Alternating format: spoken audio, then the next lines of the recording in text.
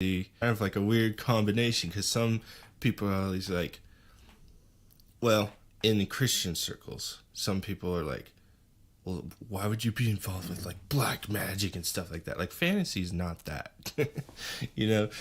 So, I don't know.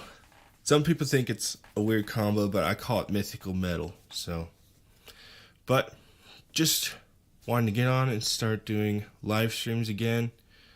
If you're commenting in the chat or anything, the way I have my live stream set up, I can't see them on Instagram, and I can see them on like Facebook and YouTube, but I need to pull up my Instagram so I can see you guys and reply to your comments. So, but usually I just kind of get on here and talk, and sometimes I'll do like a live stream where I do coffee with AJ, where I kind of sit and chat with you guys. But for these, I'm going to kind of be talking more, and then I'll come back and reply to your comments like later, probably, with a comment of my own, because well, I was trying to think of themes this morning that I could talk about for like morning motivationals. I've been posting like these short videos inspired by like Lord of the Rings, like motivationals. Those are always fun to do, to think about. But one thing I always like to talk about, because people don't realize it when it comes to motivation, people think, well, not everybody, but some people think motivation is overrated and you just gotta be disciplined. Just do it. But, you know, every person who says that, they usually have a reason for disciplined in a sense. It's like you're disciplined in doing something, like working out or whatever. But they always have motives for doing that. You know? So like, they're motivated. So motivation is important. It's the reasons behind why you feel you should do something. If you don't have strong reasons for doing something, then you're not going to you end up like having a good habit of doing that, being disciplined in that. So, just quick motivational. Motivation is motivated by motives, reasons for doing something. So what are your reasons? You want to be disciplined? Why? That's your motivation. So, motivation is important. So, motivated by motives. I just thought that was a clever thing that I came up with. And I probably didn't, honestly. I probably just heard it from another motivational speaker. But that's a quick motivational for the day. And as for like the Fireosophy part of the podcast, I was thinking of like going over some of my songs that I've written in the past and talking about a little bit of the story behind them, or sharing a little bit of what I'm working on right now. So I might pull up some of the songs that I'm working on right now. And I don't know, I could just share them with you. I also do, I tweet on Twitter. I tweet like little pieces of songs from like lyrics. And then I also make short videos with those that I'll post on Instagram and Facebook that you might have seen.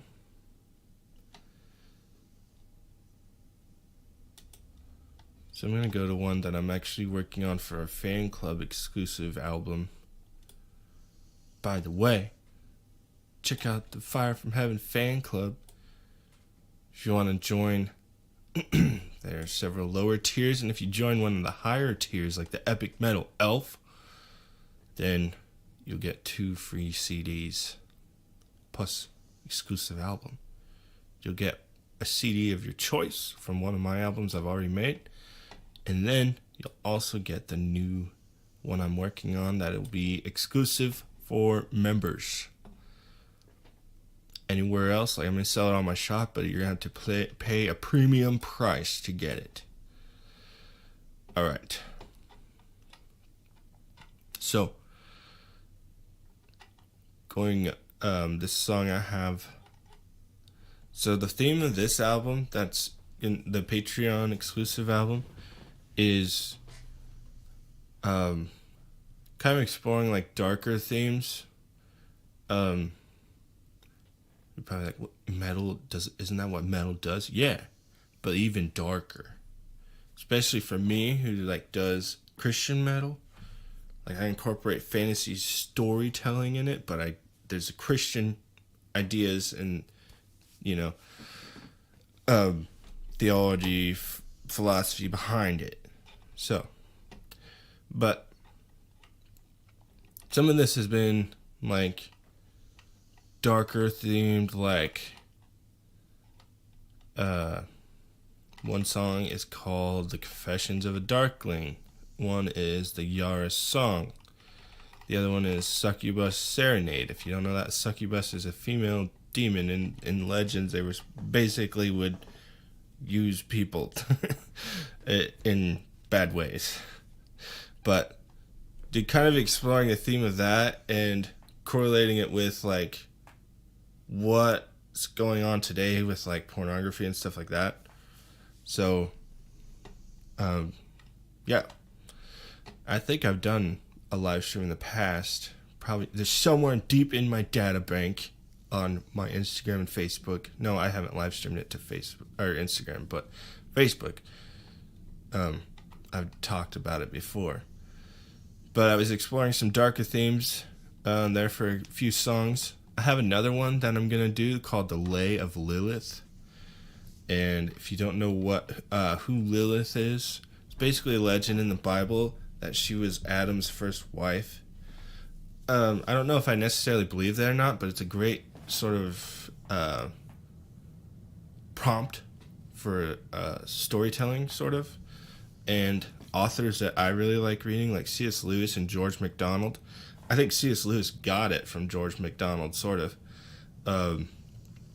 George MacDonald literally has a book called Lilith, but it's like an allegory, fantasy kind of fictional book. It's not like him saying like this is like a biblical fact and stuff like that. Like people kind of miss the point sometimes with allegorical writers, and they think they're trying to like the focus of the story is to just show people what they've experienced in life. They're not trying to lay down theological facts or anything, or biblical doctrine. They're just sharing what they've experienced in this life in a story. So, but I really like George MacDonald, C.S. Lewis, alongside Tolkien, obviously, in Lord of the Rings. C.S. Lewis and George MacDonald a little bit more heavier with the sort of Christian themes than Tolkien is, but there's still that element. But this song, I was just actually kind of refining the lyrics to it. Like I've got the instrumental done, and here, you want me to give you a small preview? Oh, I don't know if I got one. I would have to pull up the project, which I'm using my FL Studio to record my mic. Let me see if I got it in the files here.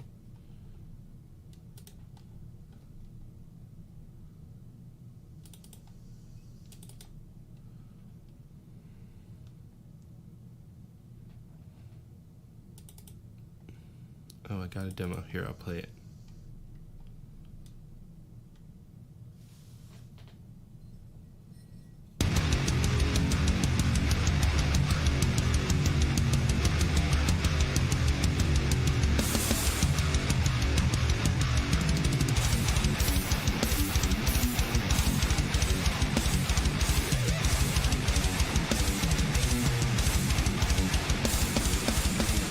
That's all you get.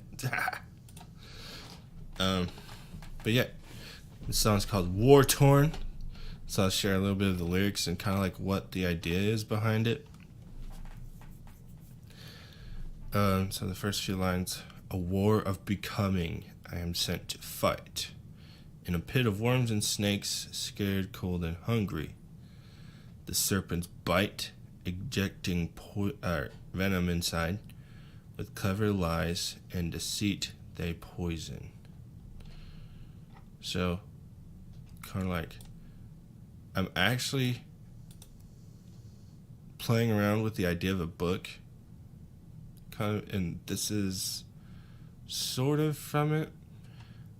And it's basically about like this knight who is like sent on a quest, and really like what that quest represents is becoming himself, becoming a stronger, better version of himself, and but describing like where he's at. He's like struggling through a pit of worms and snakes, and just trying to describe a very ugly place. Then the next few lines, my goal is in sight, escape from this pit of serpents. So he sees like a way of escape. Finally, a chance to breathe as a hand reaches out to me.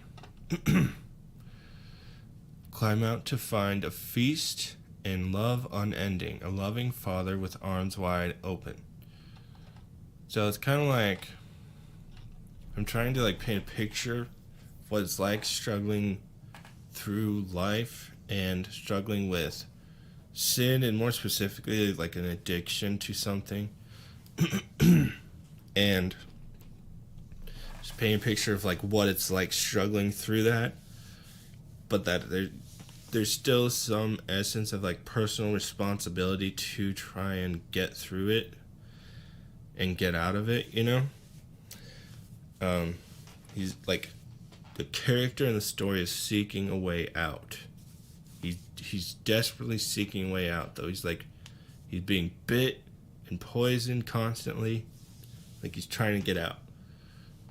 And then finally he does. And it is a representation of what Jesus does for us. Then kind of speaking as a person who is helping him, the next lines, these are my gifts, now take and eat. And then the reply is, I'm starving, but these gifts I refuse to receive. Witness with horror as I cut myself open and devour my own guts instead. Now I cast myself back to the serpents. To be your creation I shall refuse. So, now kind of like showing this sort of back and forth struggle that there is whenever you're so rooted in an addiction to something, but you're also trying to get out of it. But it's like as soon as you do cast yourself back into it, and it kind of just like the endless cycle of it. Like I said, this kind of like really like darker themes, and I'm sharing what I've observed in my own personal struggles and in the world. And the graphic description of like cutting himself open and eating himself basically sounds like really gross and disgusting, but that's like a picture that I'm trying to portray of what it's like trying to fulfill yourself by sinning, is what I'm saying. By seeking fulfillment in things that aren't going to fulfill you, never have fulfilled you, but for some reason we always go back to them. But and like he said, whenever he was like helped out, he was welcome to a feast, basically. Welcome to a father who's trying to offer him a feast of good food that's going to fulfill him. You know, that's just like a picture of what Jesus wants to do for us, but also of our own like fallen state. And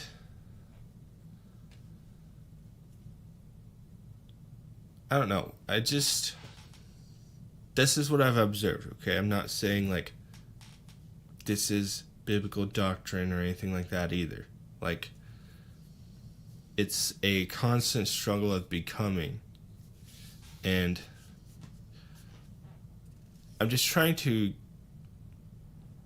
make sin seem like a horrible, wretched, and evil thing because that's what it is. So, and that's like what I've sort of tried to make myself do. It's like, some people might think it's kind of crazy, at least some Christians. I think meditation is as crucial to the Christian life as biblical reading and study and prayer. But don't misunderstand me. I mean biblical meditation in the sense you are filling your mind with God's word, his teachings, his scripture. You're filling your mind with that and you're chewing on it. You're thinking about it. But also, I think there needs to be some element of thinking deeply on the weight of our sin. And why I think that's important is because we need to have a better understanding of what it is we do. One of the biggest problems today is like we're so desensitized. That's why pornography is such an issue even in Christian churches and leadership. We're so desensitized. It's not seen as this like horrifically evil thing. And it should be. It should be seen as like God is like, these are my gifts. I want you to eat these. These are going to fill you. These are what you need. And what we're doing, the equivalent of what we're doing is we're devouring ourselves because we're so hungry. But devouring yourself when you're hungry isn't going to help you. That's just going to cause even more problems. So that's the picture I'm trying to paint here. So then the next line, I kind of like take a step out of the story and I'm saying this is the defiance of sin, the evil and wretchedness of man's rebellion. Most will refuse the Father simply because others suffer. There's other reasons, but I'm just mentioning this in song. Seek strength in him that we may help them we think not of.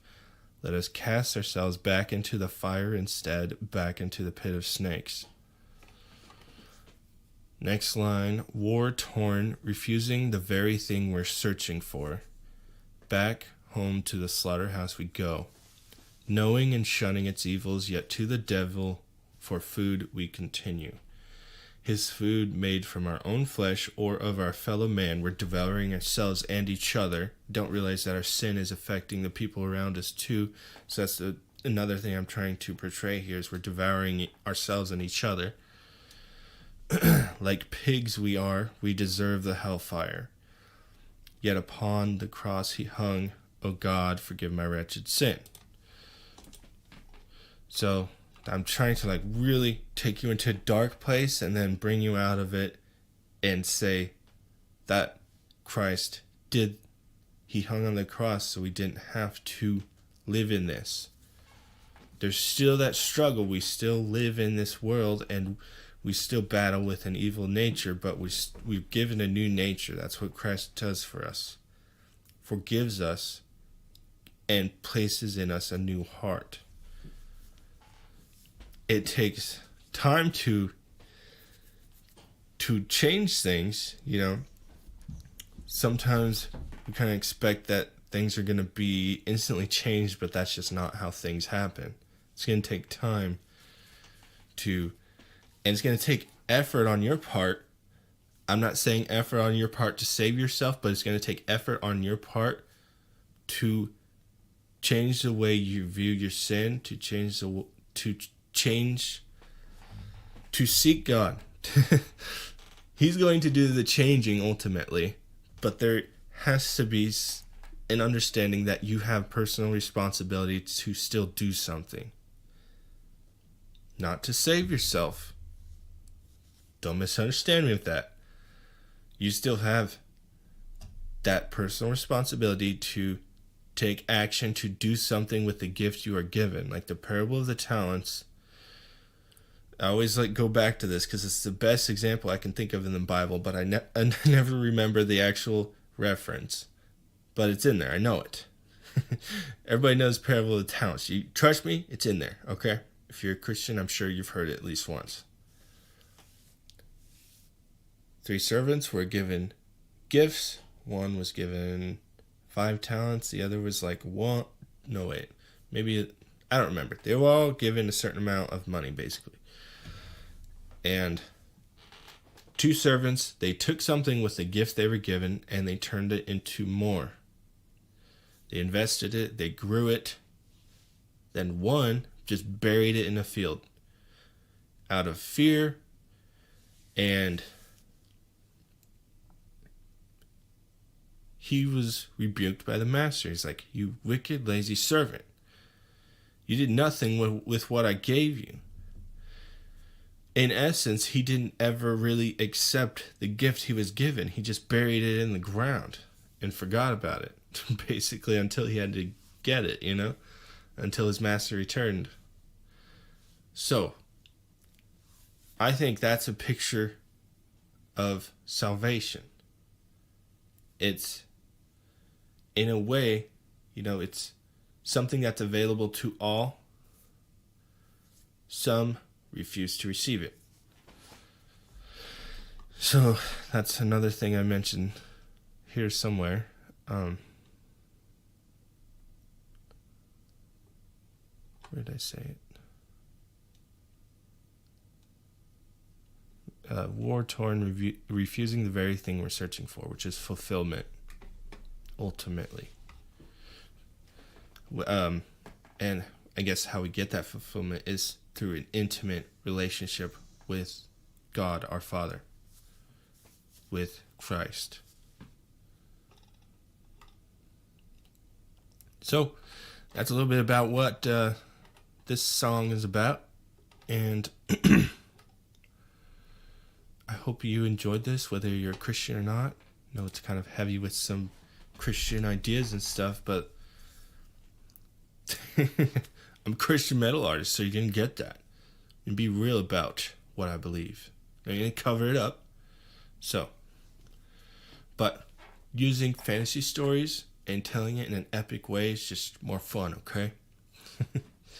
But I'm going to go ahead and end this live stream. Thank you for joining me, and I'll see you later.